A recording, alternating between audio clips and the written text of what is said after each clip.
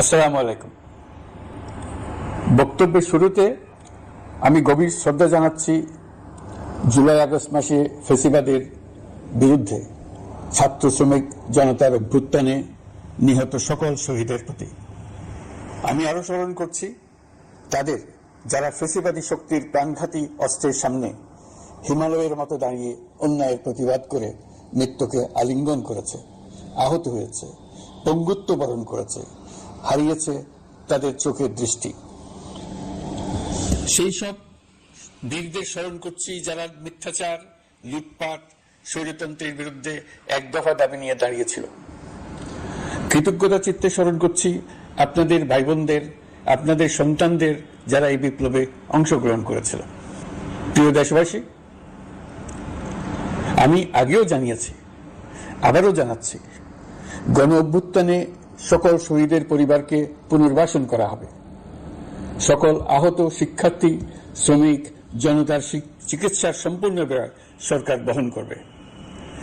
আহতদের দীর্ঘমেয়াদী এবং ব্যয়বহুল চিকিৎসা এবং শহীদদের পরিবারের দেখাশোনার জন্য স্বাস্থ্য মন্ত্রণালয়ের নেতৃত্বে একটি পূর্ণাঙ্গ তালিকা প্রস্তুত করা হয়েছে।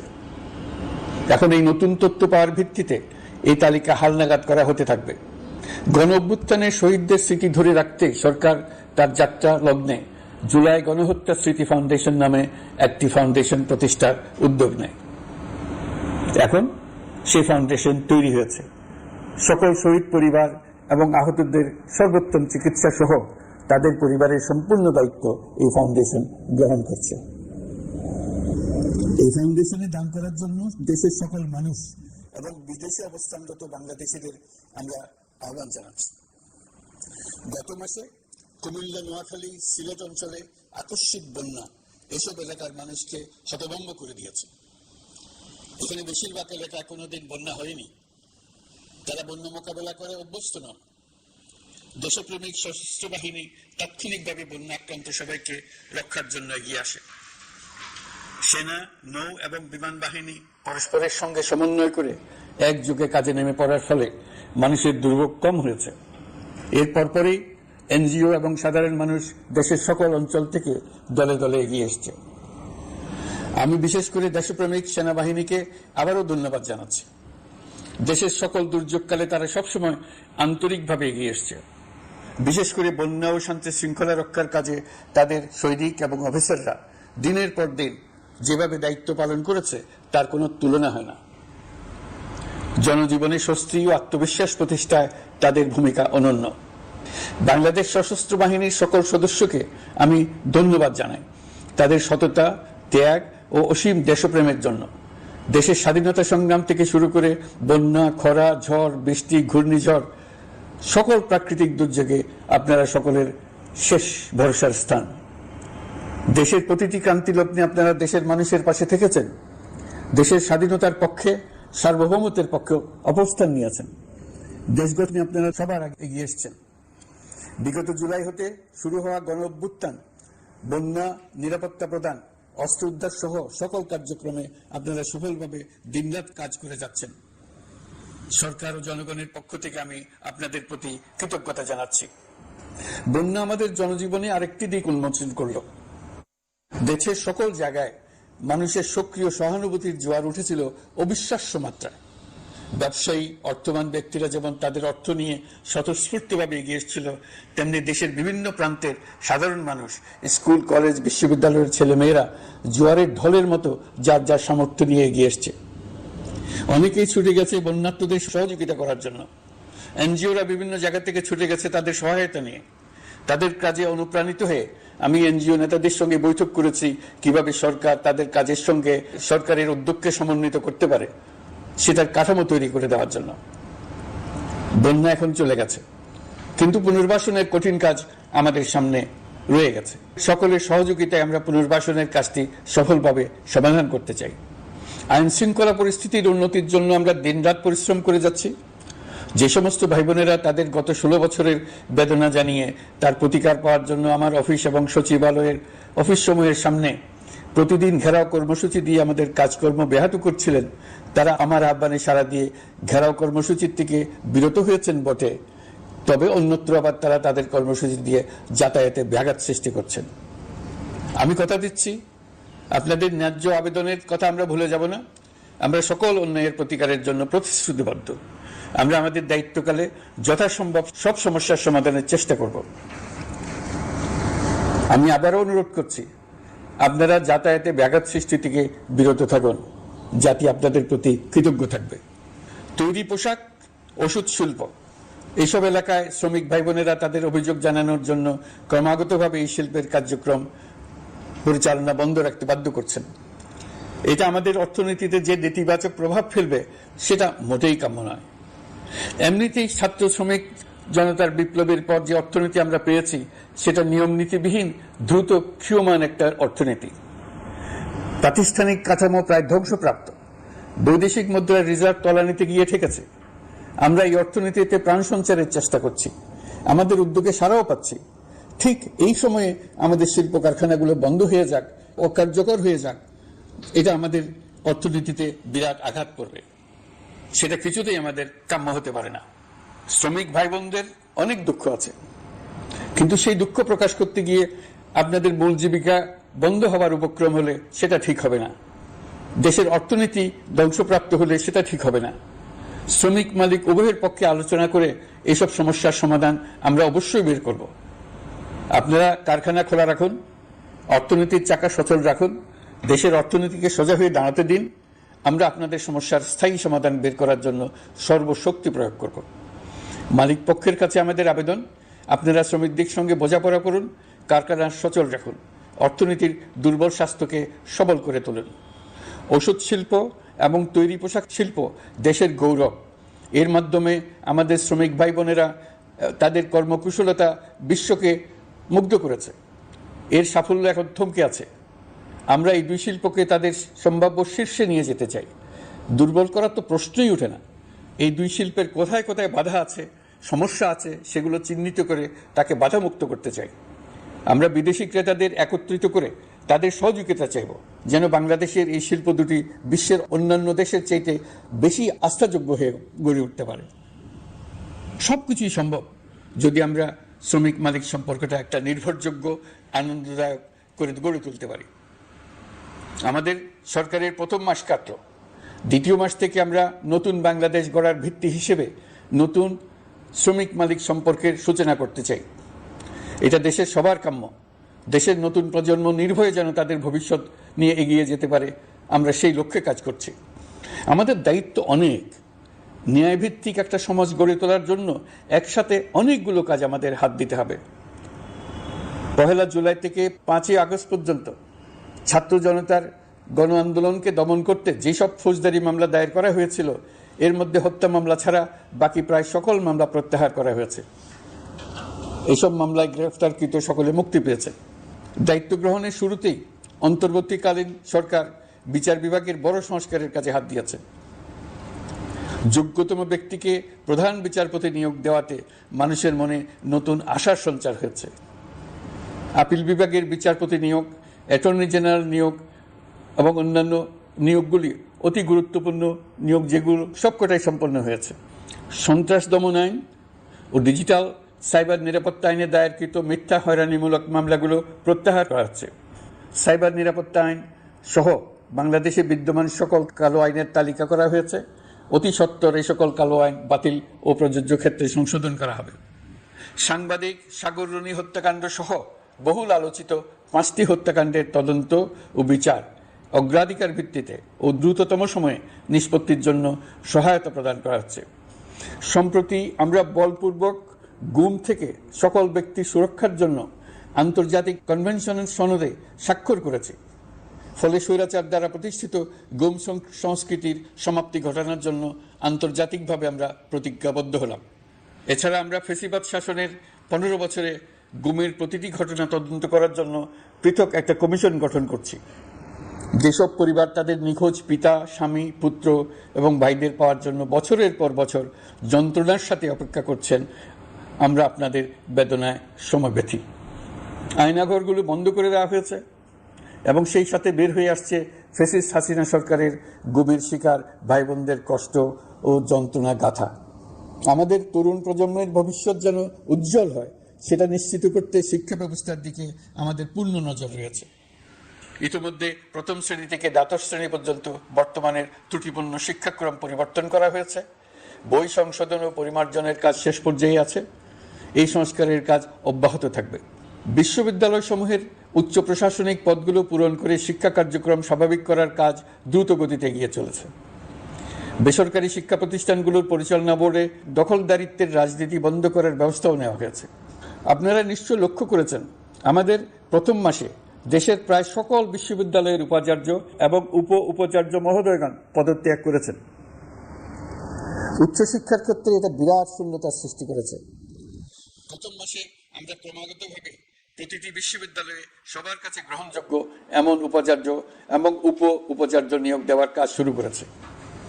এর ফলে সকল সরকারি এবং বেসরকারি বিশ্ববিদ্যালয়গুলোতে নতুন উদ্যমে কাজ শুরু করার পরিবেশ সৃষ্টি হয়েছে। সংবাদ মাধ্যম ও মত প্রকাশের পূর্ণ স্বাধীনতা ইতিমধ্যে নিশ্চিত করা হয়েছে। আমরা সবাইকে বলে দিয়েছি, আপনারা মন খুলে আমাদের সমালোচনা করুন, আমরা সবার মতামতের প্রতি শ্রদ্ধাশীল। মিডিয়া যাতে কোনো রকম বাধা বিপত্তি ছাড়া নির্বিঘ্নে তাদের কাজ করতে পারে সেজন্য একটা মিডিয়া কমিশন গঠন করা সরকারের সক্রিয় বিবেচনাধীন। আরও যেসব কমিশন সরকার সহ অন্য সবাইকে জবাবদিহিতার আওতায় আনতে পারে, আমরা তাদের পুনর্গঠন ও সংস্কারের উদ্যোগ নিয়েছি যাতে তারা আরও শক্তিশালী হয়, জনকল্যাণে কাজ করে। দায়িত্ব গ্রহণের পর বিভিন্ন দেশের সরকার প্রধান টেলিফোনে এবং শুভেচ্ছা বার্তা পাঠিয়ে আমাকে অভিনন্দন জানিয়েছেন। বিভিন্ন দেশের রাষ্ট্রদূত এবং হাই কমিশনার বৃন্দ আমার সাথে সাক্ষাৎ করে দ্বিপাক্ষিক সহযোগিতা বৃদ্ধির আশ্বাস দিয়েছেন। আমার অনুরোধে সংযুক্ত আরব আমিরাতের 57 জন বাংলাদেশি যারা ফ্যাসিবাদ বিরোধী বিক্ষোভে অংশগ্রহণ করা বিভিন্ন মেয়াদে কারাদণ্ডে দণ্ডিত হয়েছিলেন, তাদের সাধারণ ক্ষমা ঘোষণা করেছেন সে দেশের সরকার। ইতিমধ্যে তাদের কয়েকজন দেশে ফিরে এসেছেন। এই ক্ষমা প্রদর্শন ছিল অতি বিরল একটি ঘটনা। এই জন্য আমি সংযুক্ত আরব আমিরাতের রাষ্ট্রপতি শেখ মোহাম্মদ বিন জায়েদ আল নাহিয়ানকে ধন্যবাদ ও কৃতজ্ঞতা জানিয়েছি আপনাদের সবার পক্ষ থেকে। যে সমস্ত সরকার প্রধানের সঙ্গে আমার টেলিফোনে যোগাযোগ হয়েছে তাদের মধ্যে রয়েছেন ভারতের প্রধানমন্ত্রী নরেন্দ্র মোদী, পাকিস্তানের প্রধানমন্ত্রী শাহবাজ শরীফ। আমরা ভারত এবং অন্যান্য প্রতিবেশী রাষ্ট্রসমূহের সঙ্গে সুসম্পর্ক চাই, তবে সেই সম্পর্ক হতে হবে ন্যায্যতা এবং সমতার ভিত্তিতে। ভারতের সাথে আমরা ইতিমধ্যে বন্যা মোকাবেলায় উচ্চ পর্যায়ে দ্বিপাক্ষিক সহযোগিতার আলোচনা শুরু করেছি। দক্ষিণ এশিয়ায় আঞ্চলিক সহযোগিতা বৃদ্ধির লক্ষ্যে আমি সার্ক রাষ্ট্রগোষ্ঠী পুনর্জীবিত করার উদ্যোগ নিয়েছি। আমরা চাই আমাদের দেশ যেন একটি গণতান্ত্রিক দেশ হিসেবে বিশ্বের কাছে সম্মানের সাথে পরিচিত হয়। দেশের পরিকল্পনা যেন দেশের মানুষ কেন্দ্রিক হয়, কোনো নেতা বা দল কেন্দ্রিক না হয়। আমরা স্বৈরাচারী হাসিনা সরকারের অহেতুক কোটি কোটি টাকা ব্যয়ের প্রকল্প বাস্তবায়িত হতে দেখেছি, যেগুলো কখনোই দেশের মানুষের জন্য ছিল না, বরং এর সাথে জড়িত ছিল কুৎসিত আমিত্ব এবং বিশাল আকারের চুরি। চলমান এবং প্রস্তাবিত সকল উন্নয়ন প্রকল্পগুলোর যাচাই বাছাই করার কাজ ইতিমধ্যে আমরা শুরু করেছি। প্রকল্প বাস্তবায়নের পর্যায় বিবেচনা করে বাকি কাজে ব্যয়ের সাশ্রয় এমনকি প্রয়োজন মতে তা বাতিল করার কথা বিবেচনা করা হবে। দেশের মানুষকে আর ফাঁকি দেওয়া চলবে না। কর্মসংস্থান তৈরি করবে এমন প্রকল্পগুলোকে আমরা অগ্রাধিকার দেব। লুটপাট ও পাচার হয়ে যাওয়া অর্থ ফিরিয়ে আনার উদ্যোগ আমরা নিয়েছি। আর্থিক খাতে শৃঙ্খলা ফিরিয়ে আনতে একটা ব্যাংকিং কমিশনও গঠন করার উদ্যোগ নেওয়া হয়েছে। বিভিন্ন ব্যাংকের পরিচালনা পরিষদ পুনর্গঠন করা হয়েছে। ব্যাংকিং খাতে এই এক মাসে বিরাট পরিবর্তন এসেছে, আপনারা নিশ্চয়ই সেটা লক্ষ্য করেছেন। আমরা এই খাতে নিয়ম নীতি প্রতিষ্ঠা করতে পেরেছি। আরও অনেক কাজ বাকি রয়ে গেছে। প্রথম মাসের কাজ হিসেবে শুধু প্রধান কাজগুলো করেছে, তার সঙ্গে রয়েছে আরও অনেক পরবর্তী কাজ। ফ্যাসিবাদী সরকার লুটপাট করার জন্য নতুন করে 60,000 কোটি টাকা ছাপিয়ে বাজারে ছাড়ার কারণে মুদ্রাস্ফীতির শিকার হয়েছে দেশের মানুষ। এই অতুলনীয় মুদ্রাস্ফীতি নিয়ন্ত্রণ অন্তর্বর্তী সরকারের অন্যতম প্রধান লক্ষ্য। মুদ্রাস্ফীতি নিয়ন্ত্রণের লক্ষ্যে পলিসি সুদের হার বৃদ্ধি করে 9% উন্নীত করা হয়েছে। মূল্যস্ফীতি থেকে সাধারণ মানুষকে সুরক্ষা দেওয়ার উদ্দেশ্যে ওএমএস খাদ্য বান্ধব কর্মসূচি সহ সুলভ মূল্যে প্রান্তিক মানুষের কাছে নিত্য প্রয়োজনীয় দ্রব্য সরবরাহ চলমান রাখা হয়েছে। মূল্যস্ফীতি মোকাবেলায় চলতি অর্থ বছরে চাল ও গম আমদানির জন্য 5,800 কোটি টাকা, আভ্যন্তরীণ সংগ্রহের জন্য 8,900 কোটি টাকা এবং খাদ্য ভর্তুকির 3টি প্রোগ্রামের জন্য 7,360 কোটি টাকা বরাদ্দ রাখা হয়েছে। বিভিন্ন স্টেক হোল্ডারের সাথে সভা করে মূল্যস্ফীতি নিয়ন্ত্রণের করণীয় সমূহ চিহ্নিত করা হয়েছে। পরিচালন ও উন্নয়ন ব্যয় যৌক্তিক পরিমাণে হ্রাস করার জন্য কার্যক্রম গ্রহণ করা হয়েছে। কৃষিপণ্য উৎপাদনের জন্য সার আমদানির ক্ষেত্রে প্রয়োজনীয় বৈদেশিক মুদ্রার সরবরাহ নিশ্চিত করার পদক্ষেপ নেওয়া হয়েছে। প্রকৃত চাষিগণ যাতে কৃষি ঋণ পেয়ে থাকেন তা নিশ্চিত করার উদ্যোগ নেওয়ার পাশাপাশি কৃষি ঋণের পরিমাণ বৃদ্ধি করা হয়েছে। মার্কিন ডলারের বিপরীতে টাকার বিনিময় হার স্থিতিশীল রাখার লক্ষ্যে বৈদেশিক মুদ্রার বিনিময় হারকে বাজার ভিত্তিক করা হয়েছে। কালো টাকা সাদা করার অনৈতিক অনুমতি বাতিল করা হয়েছে। বৈদেশিক মুদ্রার রিজার্ভ বৃদ্ধি করতে বিভিন্ন উন্নয়ন সহযোগীদের কাছ থেকে বাজেট সাপোর্ট চাওয়া হয়েছে। আন্তর্জাতিক মুদ্রা তহবিল থেকে অতিরিক্ত 3 বিলিয়ন মার্কিন ডলার, বিশ্বব্যাংক থেকে অতিরিক্ত 1 বিলিয়ন ডলার, জাইকা থেকে অতিরিক্ত 1 বিলিয়ন মার্কিন ডলার প্রদানের অনুরোধ করা হয়েছে। রূপপুর পারমাণবিক বিদ্যুৎ কেন্দ্র নির্মাণ প্রকল্পের অগ্রিম অর্থ পরিশোধ এবং বকেয়া পাওনা নিয়ে রাশিয়ান ফেডারেশনের সাথে অর্থ মন্ত্রণালয়ের আলোচনা চলছে। পাইপলাইনে থাকা 48 বিলিয়ন মার্কিন ডলার বৈদেশিক সহায়তা ব্যবহারের উদ্যোগ নেওয়া হয়েছে। মেগা প্রকল্পের নামে লুটপাট বন্ধের পাশাপাশি স্বাস্থ্য ও শিক্ষা খাতে বরাদ্দ বৃদ্ধির পরিকল্পনা গ্রহণ করা হয়েছে। বৈদেশিক মুদ্রার রিজার্ভের উপর চাপ কমানোর লক্ষ্যে রাশিয়া এবং চীন থেকে প্রাপ্ত ঋণের সুদের হার কমানো এবং ঋণের মেয়াদ বৃদ্ধির জন্য অনুরোধ জানানো হয়েছে। সকল উন্নয়ন সহযোগীদের সাথে সম্পর্ক আরও নিবিড় করার উদ্যোগ নেওয়া হয়েছে। সকল অর্থনৈতিক সূচক এবং পরিসংখ্যানের প্রকৃত মান বা সংখ্যা প্রকাশের জন্য নির্দেশনা প্রদান করা হয়েছে। জিডিপি, মূল্যস্ফীতি ইত্যাদি সঠিক উপাত্ত সংগ্রহ, প্রাক্কলন ও প্রকাশের জন্য নির্দেশনা দেওয়া হয়েছে। জাতীয় রাজস্ব বোর্ড এবং অর্থ বিভাগের রাজস্ব আয় সম্পর্কিত উপাত্তের মধ্যে পার্থক্য নিরসনে উদ্যোগ নেওয়া হয়েছে। প্রকৃত রপ্তানি আয় নিরূপণ এবং প্রকাশের নির্দেশনা দেওয়া হয়েছে। জাতীয় রাজস্ব বোর্ডের অটোমাইজেশনের লক্ষ্যে পরিকল্পনা গ্রহণ করা হয়েছে। পুঁজিবাজারকে স্বাভাবিক ধারায় ফিরিয়ে আনতে সিকিউরিটি এক্সচেঞ্জ কমিশন পুনর্গঠন করা হয়েছে। নিত্য প্রয়োজনীয় পণ্য সামগ্রীর সরবরাহ স্বাভাবিক রাখার নিমিত্তে ব্যবসায়ী, শিল্প মালিক ও ব্যবসায়ী সংগঠনের সাথে সভা করা হচ্ছে এবং তাদের মতামতের ভিত্তিতে বিভিন্ন ব্যবস্থা গ্রহণ করা হচ্ছে। বিদ্যমান মজুদ ও ঘাটতি মূল্যায়ন করে ভবিষ্যৎ চাহিদা পর্যালোচনা করে স্থানীয় উৎপাদন বৃদ্ধির পাশাপাশি আমদানি পর্যায়ে বিভিন্ন জটিলতা দূরীকরণ, বন্দর ও বড় মোকাম সহ পরিবহন ব্যবস্থার বিভিন্ন সমস্যা সমাধানে সংশ্লিষ্ট সকল মন্ত্রণালয়, দপ্তর, বিভাগকে প্রয়োজনীয় নির্দেশ দেওয়া হয়েছে। এই জন্য তেল, চিনি, ডিম ও মাংস উৎপাদনকারী বৃহৎ প্রতিষ্ঠানসমূহের সাথে সভা ও মত বিনিময় করা হচ্ছে। নিত্য প্রয়োজনীয় কিছু দ্রব্যাদি যেমন পেঁয়াজ, আলু এসবের দাম আরও কমানোর জন্য বিদ্যমান শুল্ক হার হ্রাসের বিষয়ে এনবিআরকে প্রয়োজনীয় নির্দেশনা দেওয়া হয়েছে। ইতোমধ্যে এনবিআর পেঁয়াজ, আলু ও কতিপয় কীটনাশকের ক্ষেত্রে আমদানি শুল্ক হ্রাস এবং ক্ষেত্র বিশেষে রেগুলেটরি শুল্ক প্রত্যাহার করে এসআরও জারি করেছে। নিম্ন আয়ের 1 কোটি পরিবারকে টিসিবির মাধ্যমে হ্রাসকৃত মূল্যে কিছু পণ্য যেমন পরিবার প্রতি চাল মাসে 5 কেজি, সয়াবিন তেল মাসে 2 কেজি, মসুর ডাল মাসে 2 কেজি দেওয়া হচ্ছে। এটি সামনের দিনগুলোতে অব্যাহত রাখা হবে। সরকার দায়িত্ব গ্রহণের পর জনপ্রত্যাশা অনুযায়ী বিদ্যুৎ, জ্বালানি ও খনিজ সম্পদ মন্ত্রণালয় হতে বিদ্যুৎ ও জ্বালানির দ্রুত সরবরাহ বৃদ্ধি আইনের অধীনে চলমান সকল প্রকার নেগোসিয়েশন, প্রকল্প বাছাই এবং ক্রয় প্রক্রিয়াকরণ কার্যক্রম আপাতত স্থগিত করা হয়েছে। গত 1.5 দশকে এই আইন ব্যবহার করে লক্ষ কোটি টাকা লুটপাট হয়েছে। বিদ্যুৎ, জ্বালানি ও খনিজ সম্পদ মন্ত্রণালয়ের আওতাধীন কোম্পানি সমূহে অধিকতর স্বচ্ছতা ও জবাবদিহিতা আনার লক্ষ্যে কোম্পানি সমূহের পরিচালনা পর্ষদ পুনর্গঠন করা হয়েছে। প্রকৌশল, ভূতত্ত্ব এবং খনিজ হিসাব বিষয়ে অধ্যয়ন করেছে এমন ছাত্র প্রতিনিধি অন্তর্ভুক্ত করার জন্য উদ্যোগ গ্রহণ করা হয়েছে। এই খাতে অধিকতর সক্ষমতা, গতিশীলতা এবং জবাবদিহিতা নিশ্চিত করার লক্ষ্যে বিশেষজ্ঞগণের সমন্বয়ে একটি কমিটি গঠন করা হয়েছে। জ্বালানি তেলের মূল্য জনপ্রত্যাশা অনুযায়ী সহনশীল রাখতে অকটেন ও পেট্রোলের দাম 6 টাকা, ডিজেল ও কেরোসিনের দাম 1 টাকা 25 পয়সা কমানো হয়েছে। 37 দিন বন্ধ থাকার পর গত 25 আগস্ট হতে মিরপুর 10 ও কাজীপাড়া স্টেশন ছাড়া বাকি সব স্টেশনে মেট্রো রেল পুনরায় চালু করা হয়েছে। ভুয়া মুক্তিযোদ্ধাদের চিহ্নিত করার লক্ষ্যে বিশেষ করে মুক্তিযুদ্ধের সময় যাদের বয়স 12.5 বছরের কম ছিল তাদের মুক্তিযুদ্ধ তালিকা হতে বাতিলের জন্য সুপ্রিম কোর্টে লিভ টু আপিলের পদক্ষেপ গ্রহণ করা হয়েছে। মুক্তিযোদ্ধা কল্যাণ ট্রাস্টের আওতাধীন বেদখলকৃত স্থাবর সম্পত্তি উদ্ধারে প্রয়োজনীয় ব্যবস্থা গ্রহণ করা হয়েছে। গৃহায়ন ও গণপূর্ত মন্ত্রণালয় কর্তৃক গৃহীত বরিশাল, রংপুর, ময়মনসিংহ উন্নয়ন কর্তৃপক্ষ আইন এর খসড়া তৈরির কার্যক্রম নেওয়া হয়েছে। পূর্বাচল নতুন শহর প্রকল্প, ঢাকার আশেপাশে স্যাটেলাইট সিটি নির্মাণের রোডম্যাপ চূড়ান্তকরণের উদ্যোগ নেওয়া হয়েছে। বিধি বহির্ভূত প্রদত্ত প্লট ও ফ্ল্যাটের বরাদ্দ বাতিলের উদ্যোগ নেওয়া হয়েছে। প্রিয় দেশবাসী, আপনাদের আমাদের সন্তানদের জন্য একটি গণতান্ত্রিক বাংলাদেশের রূপরেখা তৈরি করতে আমরা দৃঢ় প্রতিজ্ঞ। আর যেন আমাদের কোনো স্বৈরাচারের হাতে পড়তে না হয়। আমরা যাতে বলতে পারি আমরা একটি গণতান্ত্রিক দেশে বসবাস করি, আমরা যাতে সকলেই দাবি করতে পারি যে এই দেশটি আমাদের, আমরা সেই লক্ষ্যেই কাজ করছি। কেউ আইন নিজের হাতে তুলে নেবেন না। আইন নিজের হাতে তুলে নিয়ে কেউ সমাজে বিশৃঙ্খল পরিবেশ সৃষ্টি করলে আমরা তাকে অবশ্যই শাস্তির আওতায় নিয়ে আসব। আমরা একটি সাম্প্রদায়িক সম্প্রীতির দেশ।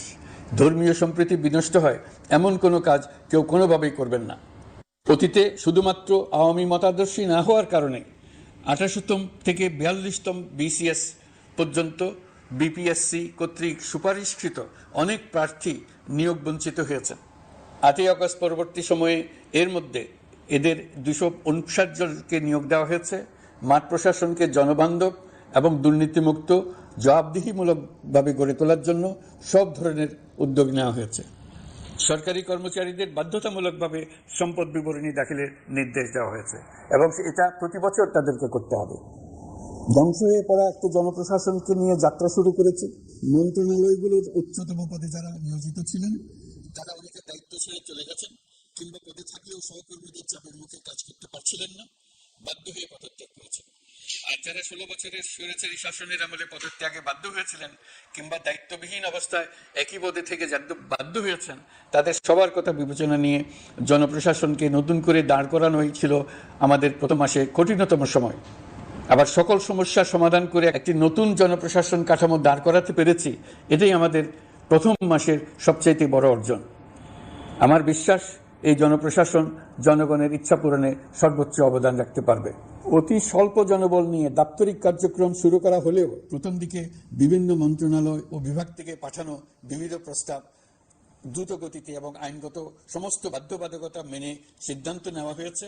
গত 1 মাসে বিভিন্ন মন্ত্রণালয় ও বিভাগ 198টি অতি গুরুত্বপূর্ণ বিষয়ে সিদ্ধান্ত নিয়েছে। জনপ্রশাসনের 135 জন অতিরিক্ত সচিব, 227 জন যুগ্ম সচিব এবং 120 জন উপসচিবকে পদোন্নতি প্রদান করা হয়েছে। 59টি জেলার জেলা প্রশাসককে প্রত্যাহার করা হয়েছে এবং নতুন 59 জন জেলা প্রশাসককে নিয়োগ দেওয়া হয়েছে। 67 জন কর্মকর্তার চুক্তিভিত্তিক নিয়োগ বাতিল করা হয়েছে। 10 জন যুগ্ম সচিব, 8 জন অতিরিক্ত সচিব, 6 জন সচিবকে ওএসডি করা হয়েছে। বাংলাদেশ পুলিশের 80 জন ডিআইজি, 30 জন পুলিশ সুপার সহ 110 জনকে পদোন্নতি প্রদান করা হয়েছে। 1 জন ডিআইজি, 1 জন এডিশনাল ডিআইজি, 4 জন পুলিশ সুপারকে চাকরিতে পুনর্বহাল করা হয়েছে। আইজিপি সহ 10 জন অতিরিক্ত আইজি, 88 জন ডিআইজি, 21 জন এডিশনাল ডিআইজি, 177 জন পুলিশ সুপার সহ মোট 297 জন কর্মকর্তাকে বদলি করা হয়েছে। ছাত্র শ্রমিক জনতার বিপ্লবের মূল লক্ষ্য ছিল গণভবন। এটা ছিল স্বৈরাচারের কেন্দ্রবিন্দু। এই সরকার বিপ্লবের প্রতি সম্মান দেখিয়ে গণভবনকে বিপ্লবের জাদুঘর হিসেবে ঘোষণা দিয়েছে। ছাত্র জনতার ক্ষোভকে স্থায়ীভাবে তুলে ধরার জন্য গণভবনের আর কোনো সংস্কার করা হবে না। ছাত্র জনতার ক্ষোভের মুখে তা যে অবস্থায় দাঁড়িয়েছিল সেই অবস্থায় তাকে রাখা হবে। যেসব মূল্যবান সামগ্রী জনতা নিয়ে গিয়েছিল সেগুলো অনেক ফেরত দিয়ে গেছেন। যারা নিয়ে গিয়েছেন তারা নিজেরাই ফেরত দিয়ে গেছেন। তাদের আমরা দেশবাসীর পক্ষ থেকে ধন্যবাদ জানাচ্ছি। আরও কিছু জিনিস পাওয়া যায়নি, যারা নিয়ে গেছেন তাদের কাছে আমাদের অনুরোধ থাকবে তারা যেন এইসব সামগ্রী দিয়ে যান। আমরা উল্লেখ করব এইসব বিক্ষুব্ধ জনতা নিয়ে গিয়েছিল, কিন্তু বিজয়ের কর্তারা আবার জাদুঘরের প্রতি সম্মান দেখিয়ে এগুলো ফেরত দিয়ে গিয়েছেন। আমরা নতুন বাংলাদেশকে একটা পরিবেশ বান্ধব এবং জীববৈচিত্র্যময় দেশ হিসেবে গড়ে তোলার উদ্যোগ নিয়েছি। এটি তরুণদের আকাঙ্ক্ষা, আমাদের সবারই আকাঙ্ক্ষা। সেই লক্ষ্যে আমি প্রথমেই একটি ক্ষুদ্র পদক্ষেপ নিয়েছি। আমার বাসভবন এবং সমগ্র সচিবালয়ে প্লাস্টিকের পানির বোতল ব্যবহার নিষিদ্ধ করেছে। ইতিমধ্যে সুপার শপগুলোতে পলিথিনের শপিং ব্যাগ ব্যবহার বন্ধ করার উদ্যোগ নেওয়া হয়েছে। গত কয়েক দশকে যে পরিমাণ নদী দূষণ হয়েছে আমরা তা বন্ধ করার উদ্যোগ নিয়েছি। আমরা সংস্কার চাই। আমাদের একান্ত অনুরোধ, আমাদের উপর যে সংস্কারের গুরু দায়িত্ব দিয়েছেন সেই দায়িত্ব দিয়ে আপনারা দর্শকের গ্যালারিতে চলে যাবেন না। আপনারা আমাদের সঙ্গে থাকুন, আমরা একসঙ্গে সংস্কার করব। এটা আমাদের সবার দায়িত্ব। আপনারা নিজ নিজ জগতে সংস্কার আনুন। একটা জাতির সংস্কার শুধু সরকারের সংস্কার হলে হয় না। আপনি ব্যবসায়ী হলে আপনার ব্যবসায়ী সংস্কার আনুন। ব্যবসায়ী গোষ্ঠীরা তাদের নিজ নিজ সমিতির মাধ্যমে সংস্কার আনুন। সমিতিতে সংস্কার আনুন। নতুন করে সমিতি গঠনতন্ত্র সংশোধন করুন। আপনি শ্রমিক হলে আপনার ক্ষেত্রে আপনি সংস্কার করুন। আপনি রাজনৈতিক নেতাকর্মী হলে আপনার ক্ষেত্রে সংস্কার করুন। আপনি প্রতিষ্ঠান প্রধান হলে আপনার প্রতিষ্ঠানে সংস্কার আনুন। আমি এটাকে সুযোগ হিসেবে গ্রহণ করার জন্য সবাইকে আহ্বান জানাচ্ছি। এই সংস্কারের মাধ্যমে আমরা জাতি হিসেবে নতুনভাবে যাত্রা শুরু করতে চাই। আমাদের এই যাত্রা আমাদেরকে পৃথিবীর একটা সম্মানিত জাতি হিসেবে প্রতিষ্ঠিত করুন, এটাই আমাদের সবার কাম্য, এটাই আমাদের সবার লক্ষ্য। গত এক মাসে আমি বেশ কিছু রাজনৈতিক দলের সঙ্গে পৃথকভাবে বসছি, তাদের সঙ্গে মতামত বিনিময় করেছি। তারা আমাদের উৎসাহিত করেছেন, ছাত্র শ্রমিক জনতার বিপ্লবের লক্ষ্যের প্রতি সমর্থন জানিয়েছেন, সংস্কারের কাজে পূর্ণ সহযোগিতা দেওয়ার আশ্বাস দিয়েছেন। আমি দেশের বিশিষ্ট সম্পাদক বৃন্দের সঙ্গে মত বিনিময় করেছি, তারাও সংস্কারের কাজে পূর্ণ সহযোগিতা দেওয়ার আশ্বাস দিয়েছেন। তারা বিভিন্ন বিষয়ে মূল্যবান পরামর্শ দিয়েছেন। সবার পরামর্শ নিয়ে এখন আমাদের অগ্রসর হওয়ার পালা। আমি বিশিষ্ট ব্যবসায়ীদের সঙ্গে বৈঠক করেছি, তাদের কাছে আমাদের সরকারের লক্ষ্যগুলো ব্যাখ্যা করেছি, তারাও আমাদের লক্ষ্যের সঙ্গে একমত প্রকাশ করেছেন। আপনারা জানেন, ছাত্র শ্রমিক জনতার ঐতিহাসিক জুলাই গণঅভ্যুত্থানের মুখে এবং হাজারো মানুষের আত্মদানের বিনিময়ে বাংলাদেশে ফ্যাসিস্ট সরকারের পতন হয়েছে। এই গণঅভ্যুত্থানের বার্তা ও আকাঙ্ক্ষা বাস্তবায়নের জন্য একটি অভূতপূর্ব সময় ও সুযোগ আমরা এর মধ্য দিয়ে অর্জন করেছি। এর বাস্তবায়ন তথা বাংলাদেশের ফ্যাসিজম বা স্বৈরতান্ত্রিক শাসন পুনরাবৃত্তির আশঙ্কা রোধ এবং জনমালিকানা ভিত্তিক কল্যাণমুখী জনস্বার্থে নিবেদিত একটি রাষ্ট্র ব্যবস্থা প্রবর্তনের লক্ষ্যে কিছু জাতীয় ভিত্তিক সংস্কার সম্পন্ন করা জরুরি হয়ে পড়েছে। উক্ত সংস্কার ভাবনার অন্যতম কেন্দ্রবিন্দু হচ্ছে সুষ্ঠু নির্বাচন ব্যবস্থা, সুশাসন প্রতিষ্ঠা করা। আমরা যেহেতু জনগণের ভোটাধিকার ও জনগণের মালিকানায় বিশ্বাস করি, সেহেতু নির্বাচন ব্যবস্থার উন্নয়নে আমাদের সংস্কার ভাবনায় গুরুত্ব পেয়েছে অধিক। আমরা মনে করি নির্বাচনের নামে সংখ্যাগরিষ্ঠতার একাধিপত্য ও দুঃশাসন মানুষের উপর চাপিয়ে দেওয়া বা এর মাধ্যমে এক ব্যক্তি বা এক পরিবার বা কোনো গোষ্ঠীর কাছে সকল ক্ষমতা কুক্ষিগত করে রাখার কোনো ক্রমেই গ্রহণযোগ্য নয়। এসব আশঙ্কা রোধ করার জন্য নির্বাচনের সাথে সম্পর্কিত নির্বাচন কমিশন সহ অন্যান্য প্রতিষ্ঠানগুলোর সংস্কারের কথা আমরা ভাবছি। নির্বাচন ব্যবস্থার সাথে সম্পর্কিত প্রতিষ্ঠান হিসেবে পুলিশ প্রশাসন, জনপ্রশাসন, বিচার প্রশাসন, দুর্নীতি দমন কমিশন এই 4টি প্রতিষ্ঠানের সংস্কার করা সুষ্ঠু ও অবাধ নির্বাচনের জন্য অপরিহার্য। এসব প্রতিষ্ঠানের সংস্কার জনমালিকানা ভিত্তিক, জবাবদিহিমূলক এবং কল্যাণমূলক রাষ্ট্র ব্যবস্থা প্রতিষ্ঠায় অবদান রাখবে বলে আমি বিশ্বাস করি। এর পাশাপাশি সমাজের সকল স্তরের মানুষের প্রতিনিধিত্ব ও স্বার্থ নিশ্চিত করার জন্য এবং জুলাই গণঅভ্যুত্থানের বার্তাকে প্রতিফলিত করার জন্য সাংবিধানিক সংস্কারের প্রয়োজন আমরা অনুভব করছি। এসব বিষয়ে সংস্কার করার প্রাথমিক পদক্ষেপ হিসেবে আমরা প্রাথমিকভাবে 6টি কমিশন গঠন করার সিদ্ধান্ত নিয়েছি। এসব কমিশনের কাজ পরিচালনার জন্য বিষয়ভিত্তিক অভিজ্ঞতা বিবেচনা করে 6 জন বিশিষ্ট নাগরিকের নেতৃত্বে এই কমিশনগুলো পরিচালনা করার দায়িত্ব দিয়েছি। এরপর আরও বিভিন্ন বিষয়ে কমিশন গঠন করার প্রক্রিয়া আমরা অব্যাহত রাখব। নির্বাচন ব্যবস্থা সংস্কার কমিশনের প্রধান হিসেবে দায়িত্ব পালন করবেন ডক্টর বদিউল আলম মজুমদার। পুলিশ প্রশাসন সংস্কার কমিশনের প্রধান হিসেবে কাজ করবেন জনাব সরফরাজ চৌধুরী। বিচার বিভাগ সংস্কার কমিশনের প্রধান হিসেবে দায়িত্ব পালন করবেন বিচারপতি শাহ আবু নাঈম মমিনুর রহমান। দুর্নীতি দমন সংস্কার কমিশনের প্রধান হিসেবে দায়িত্ব পালন করবেন ডক্টর ইফতেখারুজ্জামান। জনপ্রশাসন সংস্কার কমিশনের প্রধান হিসেবে দায়িত্ব পালন করবেন জনাব আব্দুল মুহিত চৌধুরী। সংবিধান সংস্কার কমিশনের প্রধান হিসেবে দায়িত্ব পালন করবেন ডক্টর শাহদিন মালিক। এসব কমিশনের অন্য সদস্যদের নাম কমিশন প্রধানদের সাথে আলোচনা করে ঠিক করা হবে। কমিশনগুলোর আলোচনা ও পরামর্শ সভায় উপদেষ্টা পরিষদের সদস্য, ছাত্র, শ্রমিক জনতা আন্দোলনের প্রতিনিধি, নাগরিক সমাজ ও রাজনৈতিক দলের প্রতিনিধিরা উপস্থিত থাকবেন। পূর্ণাঙ্গভাবে গঠিত হওয়ার পর কমিশন আনুষ্ঠানিকভাবে তাদের কাজ আগামী 1 অক্টোবর থেকে শুরু করতে পারবে বলে আমি আশা করছি এবং এটি পরবর্তী 3 মাসের মধ্যে সম্পন্ন হবে বলে আমরা ধারণা করছি। কমিশনের রিপোর্টের ভিত্তিতে সরকার পরবর্তী পর্যায়ে প্রধান রাজনৈতিক দলগুলোর সাথে পরামর্শ সভার আয়োজন করবে। চূড়ান্ত পর্যায়ে ছাত্র সমাজ, নাগরিক সমাজ, রাজনৈতিক দলের প্রতিনিধি, সরকারের প্রতিনিধি নিয়ে ব্যাপক ভিত্তিক 3 থেকে 7 দিন ব্যাপী একটি পরামর্শ সভার ভিত্তিতে সংস্কার ভাবনার রূপরেখা চূড়ান্ত করা হবে। এতে এই রূপরেখা কিভাবে বাস্তবায়ন হবে তার একটি ধারণাও দেওয়া হবে।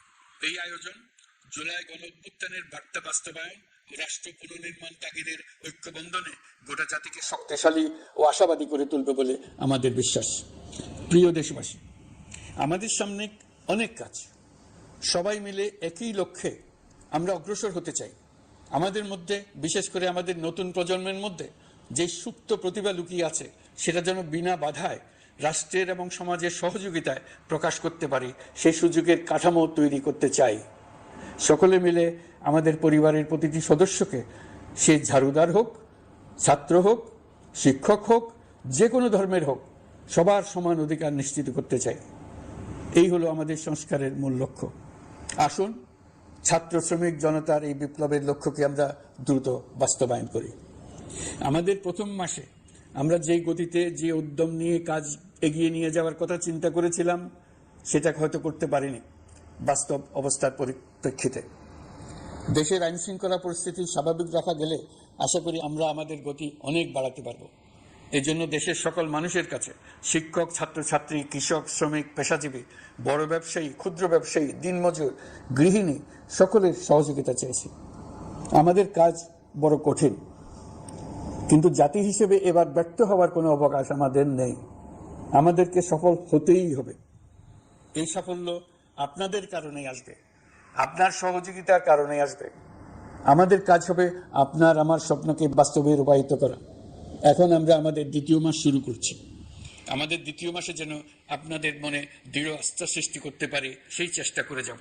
ধৈর্য ধরুন, এই কথাটি আমি মোটেই আপনাদের বলবো না। আমরা সবাই অধৈর্য হয়ে পড়েছি। এত সব কাজ কখন যে শেষ হবে এটা চিন্তা করে আমরা অধৈর্য হব, কেন হব না? কিন্তু সঠিকভাবে কাজ করব, কাজে কোনো অধৈর্যের চিহ্ন রাখবো না। প্রিয় দেশবাসী, দেশের শিশু, কিশোর কিশোরী, তরুণ তরুণী, ছাত্রছাত্রী, বয়স্ক, বৃদ্ধ, পুরুষ, মহিলা, সবাইকে আবারও আমার সালাম জানাচ্ছি। আসসালামু আলাইকুম। আপনাদের সবাইকে ধন্যবাদ জানাচ্ছি।